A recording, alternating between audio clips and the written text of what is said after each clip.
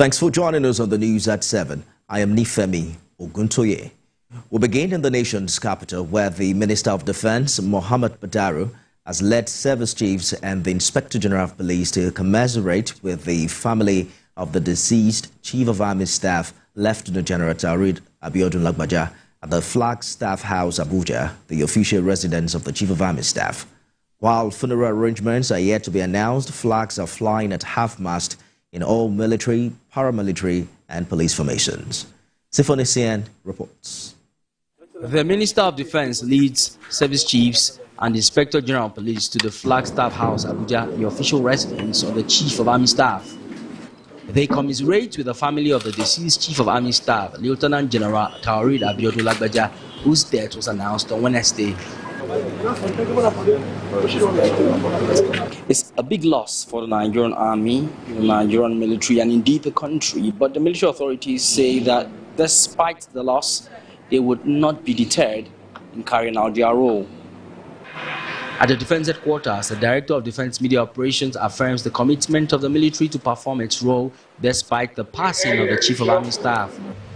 I know clearly that citizens understand that we are fighting a war against terrorists and insurgents.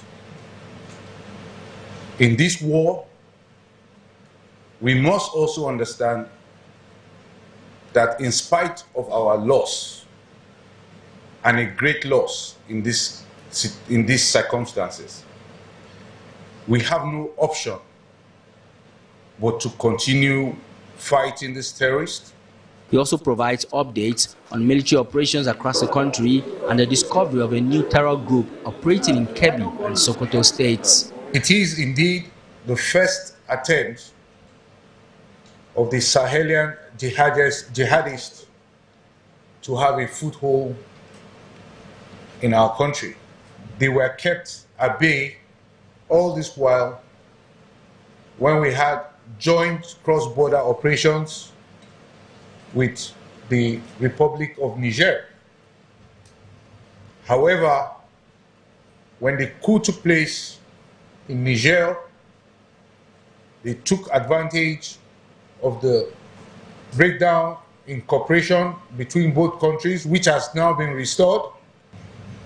We know exactly where they are. Reports indicate that Lakurawa terror group affiliated to Islamic State in the Sahel has been forcibly collecting cows from locals in return for protection against bandits.